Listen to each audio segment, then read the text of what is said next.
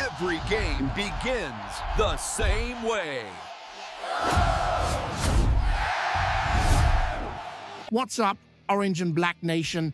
I'm your host here at Orioles Fan Central, and today, my friends, we have top-tier information that directly impacts the immediate future of our franchise.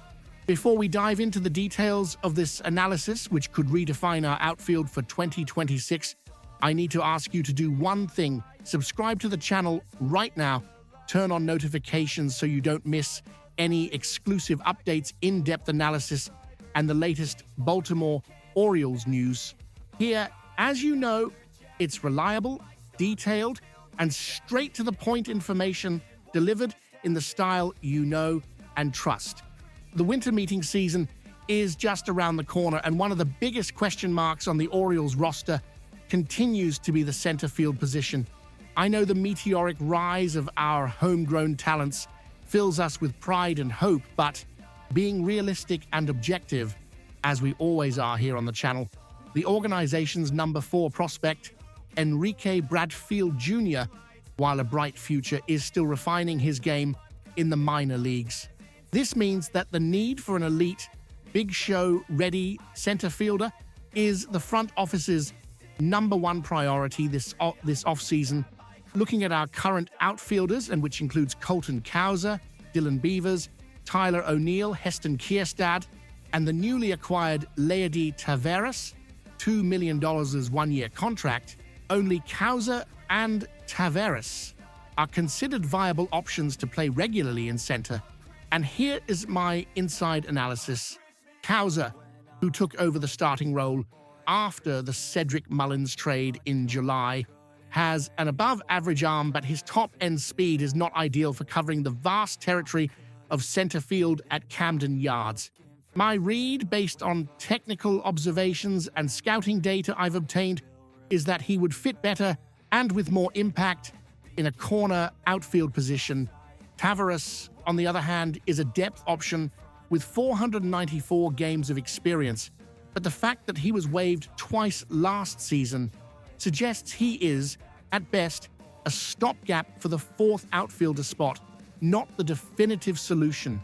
Beyond the defense, our offense in 2025, and I'll be frank here, was disappointing in some critical moments. We need balance in the lineup, which is currently predominantly left-handed. The addition of an above-average right-handed batter would not just be beneficial, it would be transformative for the team's offensive dynamic. And this is where the name I've been working on with my sources in the last few days comes in. Harrison Bader. Bader, 31, declined his $10 million mutual option on November 4th after having what I consider the best offensive season of his career. Splitting time between the Minnesota Twins and the Philadelphia Phillies, the right-hander posted an impressive slash line of 2.97, 347, 449 in 146 games, with personal bests of 17 home runs and 54 RBIs.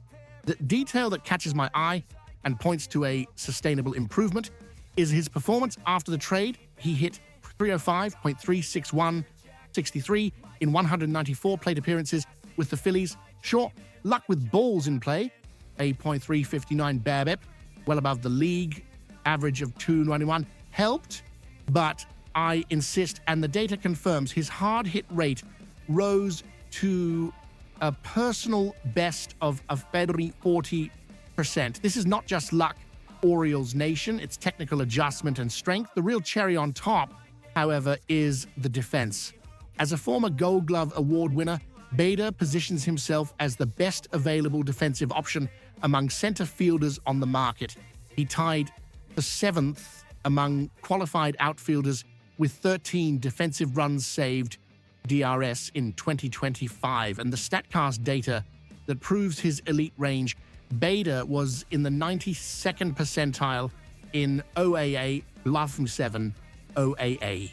This is the kind of defense that turns long fly balls into outs and saves crucial runs, making him the ideal defensive fit to support our already stellar pitching staff. Market projections from Spot Track and Kylie McDaniel of ESPN indicate a 2-year contract valued between $10 million and $13 million. For a franchise like ours, which consistently ranks in the bottom half of the league in payroll and has urgent needs in the bullpen and rotation, this is an incredible value contract. A short-term deal like this, in my view, is the masterful move. It solves our immediate needs safely and economically, and crucially, keeps the path clear for Bradfield to take over center field in 2027 when he is fully ready. It's the move of a team that thinks about the present but has its eyes fixed on a World Series future. Stay tuned, because in the next block, I'll delve into the front office's strategy and the direct impact of these moves. I know many of you are thinking, but what about the other pieces? What about the rotation? And that is a legitimate question, my friends. The beauty of acquiring a player like Harrison Bader on such a reasonable short-term contract is precisely the flexibility it gives our front office to address other critical areas of the roster. The projection of $5 million to $6.5 million per year not only doesn't prevent but facilitates the search for an elite pitcher or a high-value bullpen piece. Let's look at the pitching situation, and it's an open secret in the back office that despite having promising young talents on the mound, the depth of our rotation and the consistency of the bullpen in high-pressure games need solid, tested reinforcements. My sources indicate that the front office is actively exploring the market for mid-tier pitchers with high upside, possibly a right-handed arm with playoff experience to complement the rotation. By solving the center field problem with Bader economically, we can allocate the remaining salary resources to finalize a 1 or 2 year contract with a pitcher who brings immediate stability to our pitching staff. Think of an arm that can soak up 150 to 170 quality innings. The importance of this decision for us, the fans, cannot be overstated. Signing Bader represents more than just a new player. It is a statement of intent.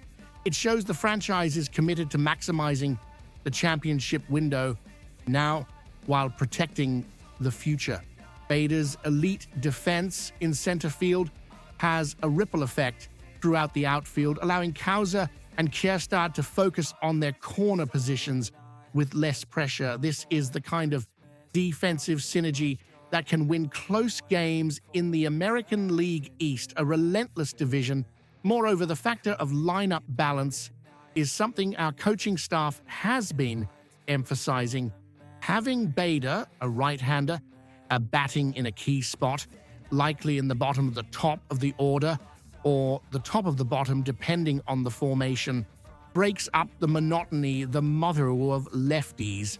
This forces opposing managers to think twice about pitching substitutions and how they deploy their bullpens. This is a subtle but powerful tactical advantage that can be crucial in the late season. His statistics do not lie. His offensive improvement in 2025, with that significant increase in hard hit rate, 40.3%, suggests he is evolving as a hitter, adding power intelligently. And his defensive ability, with that 92nd percentile in OAA, is what we expect from a Gold Glove caliber center fielder. For the fan, this translates into a more reliable and exciting team. Watching an outfielder with Bader's range and ball tracking turn what look like extra base hits into flyouts is something that elevates team morale and frustrates the opponent. And with the path clear for Bradfield, should Bader become a somewhat expensive outfielder in 2027, which is a risk in any contract longer than 1 year, but minimized here. The worst case scenario is that we have 2 years of quality defense and offense before transitioning to our future. It's a low-risk, high-reward move. Harrison Bader is not just a good player. He is the perfect fit for the Baltimore Orioles right now. He fills the two biggest needs: an elite defender in center field and a reliable right-handed batter with a contract that respects our payroll and preserves our future. It's an intelligent move that puts us in a stronger position to compete for the 2026 World Series title? And what about you, the fan? What do you think of this move? Do you agree that Bader is the center fielder we need? Or would you prefer the front office to take a risk and promote Bradfield sooner? Leave your opinion in the comments below.